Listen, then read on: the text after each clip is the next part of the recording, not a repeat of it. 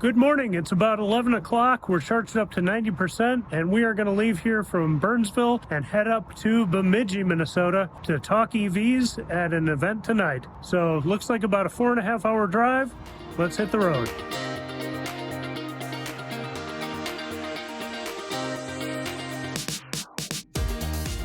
We are almost an hour into the trip and about to come up to Clearwater here for a quick 15-minute charging stop, and that should get us all the way up to Bemidji.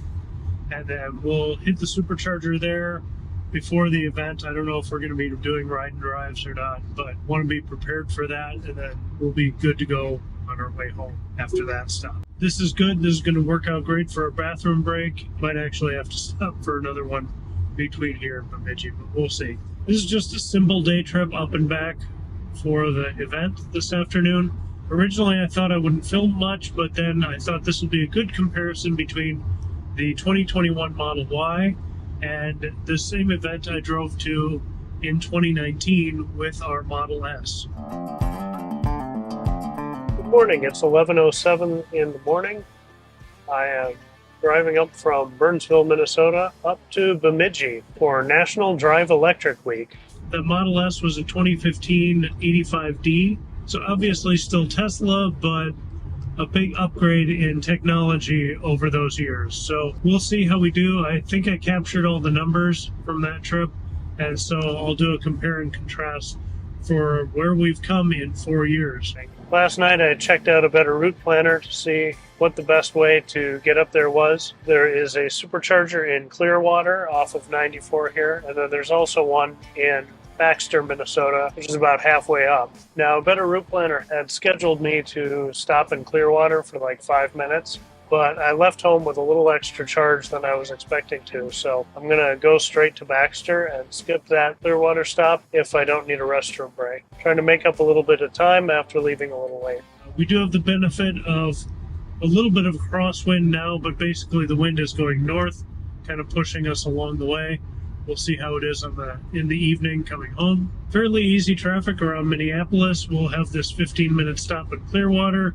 I'm going to grab some lunch, and then we should be on our way. And again, unless there's a restroom need, this should be enough to take us all the way up to Bemidji.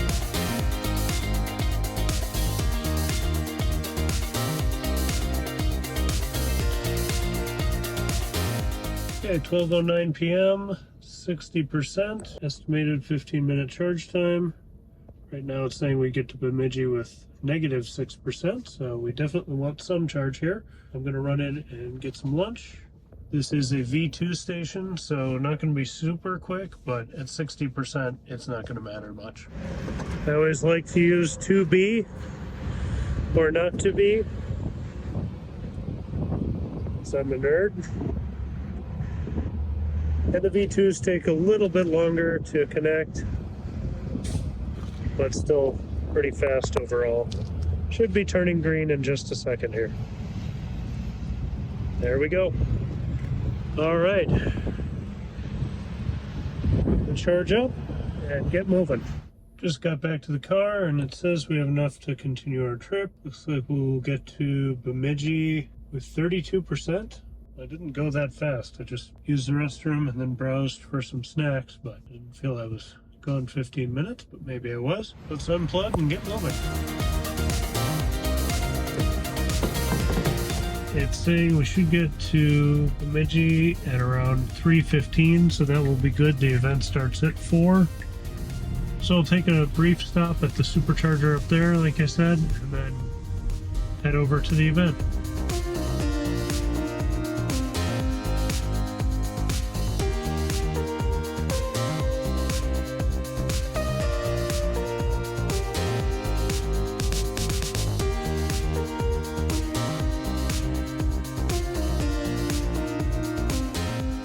I'm here in Baxter, charging up as close to 100% as I can get in the time I've got. Gonna drive from here up to Bemidji, give some test drives, and then come back down here.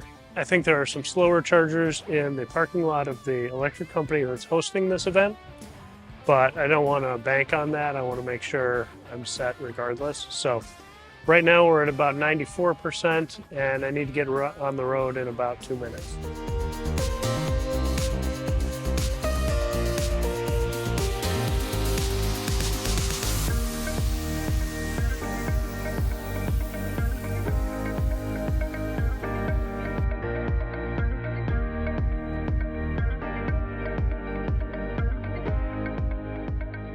Alright, up to Bemidji with 15% at 3:06 p.m., 69 degrees Fahrenheit. Total trip was 240 miles, 36 kilowatt hours used, and 260 watt hours per mile average. Let's get plugged in at the V3 here.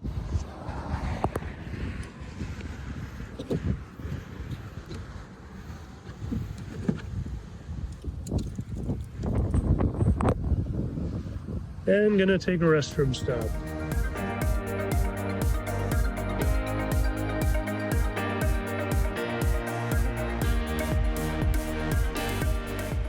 All right, Todd and I were just talking. I got up to 85%, 3:34. Gonna unplug here and head over to the event. That's just a few minutes away, but we want to be there before it starts at 4. So let's unplug. Still getting 52 kilowatts.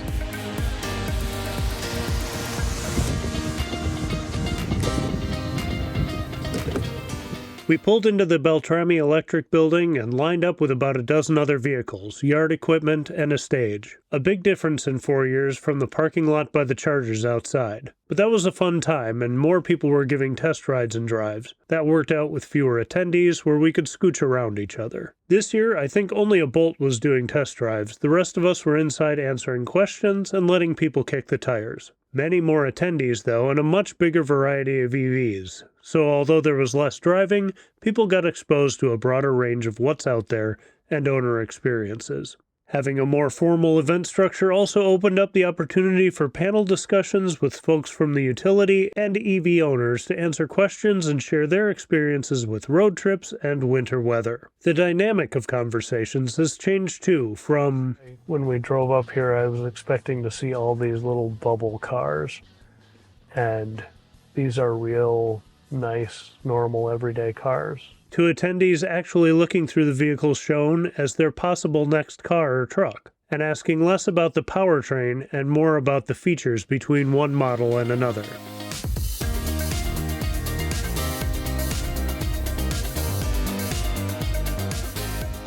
Okay, 6:54, and I'm just heading out.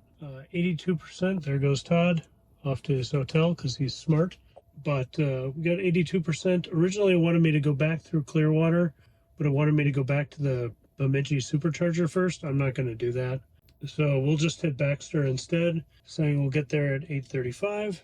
We had a nice sunset for a couple minutes, and now that seems to have gone away.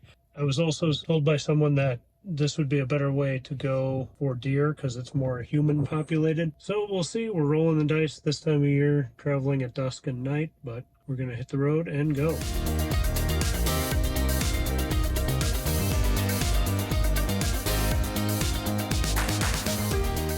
Just a quick clip here before the sun goes down.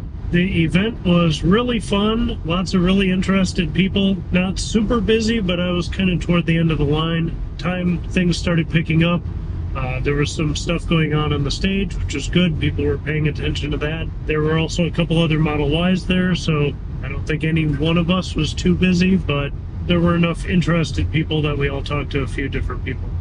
Good variety of cars there. Not quite as good of a mix as you would get in the cities, but a couple F-150 Lightnings, Mustang Mach-E, Bolt, a couple of Volts, I think, and Polaris's all-electric runabout.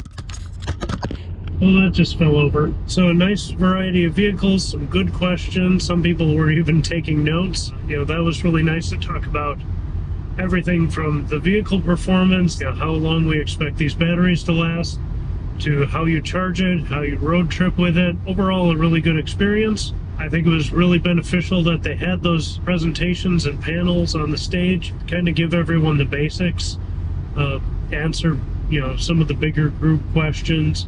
And then they had an owner's panel where they talked through different experiences. Up here, a big concern is winter. and how the performance is, asking if anybody's had issues charging or being able to get where they needed to go. So that was really good. So now the key is to get home efficiently and without hitting a deer. We had a pretty nice tailwind behind us coming up, and now we are driving smack dab right into it. I'm going to stop in Baxter. It'll still just need to be one supercharge, unless the wind is much worse than I think it is. But should be able to charge in Baxter. We're all familiar with that one, so that should go easy. There's not a lot around it, so I might get some food somewhere before I get to the charger and just eat there. But nice drive, great event. Glad I came up, and hoping to get home at a decent time.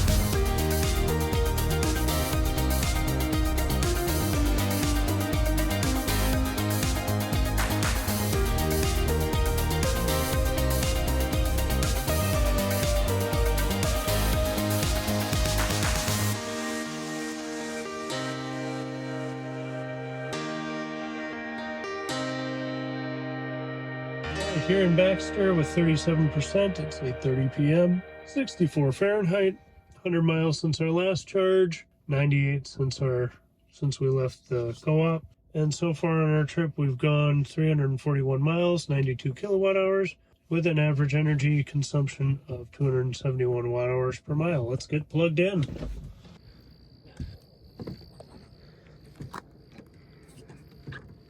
This is a V2 station, so heavier cord, a little longer connection time, but still works like a dream.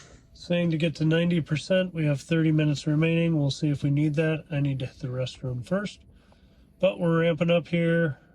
98 kilowatts, 118, 122, 120.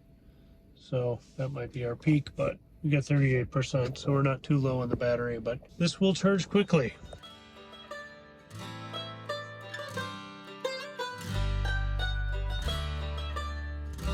I'm back at Baxter. I got here with 9% state of charge.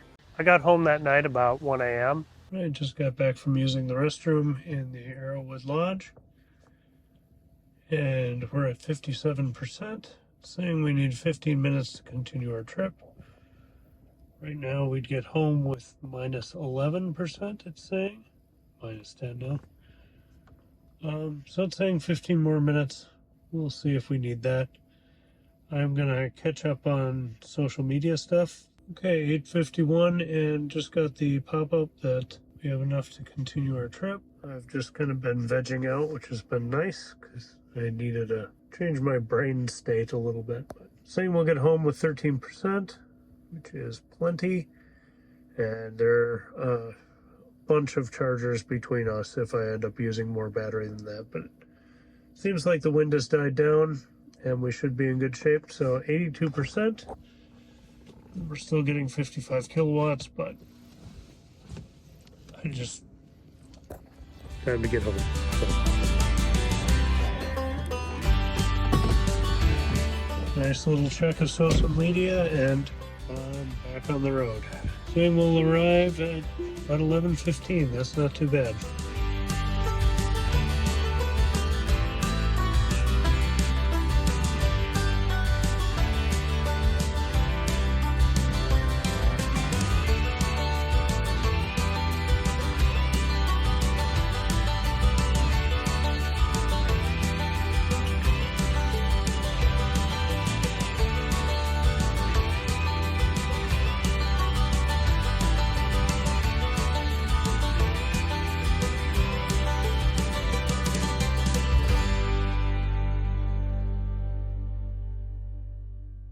Home at 11:02 with 14%, 64 degrees. Whole trip today was 484 miles, 137 kilowatt hours used, and an average energy of 282 watt hours per mile.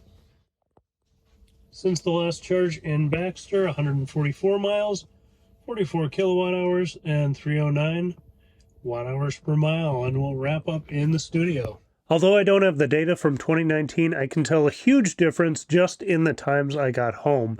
11 p.m. this year and 1 a.m. 4 years ago. Now, some of that is faster charging in the Model Y, but the bigger part by far is having that Bemidji supercharger and that change in infrastructure. In 2019, I had to charge up in Baxter enough during the day to get all the way to Bemidji and get back to Baxter. And even after the event, I charged at a level 2 for a little bit because I didn't have a CHAdeMO adapter, which meant I had to hang out in the parking lot for a while alone just to be sure I'd have enough buffer to make it back to Baxter. Then, once I did, I had to slow charge on the version 2 supercharger at 150 kilowatts max to make sure I'd get back home. And that was still manageable, but having a 250 kilowatt supercharger in Bemidji means I was able to, in the real world, shave 2 hours off of my trip and have a much better bedtime.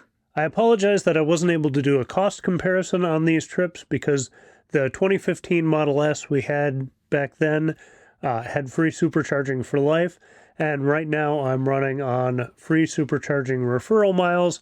Thank you, Brandon Flash. But with these 3 quick stops this year, it wouldn't have been that expensive.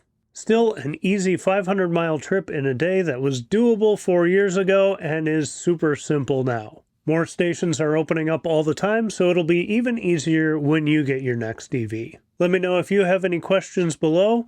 Thank you to Beltrami Electric for a great event. Thank you for watching. Have a great day. Happy road tripping, and I'll catch you in the next one.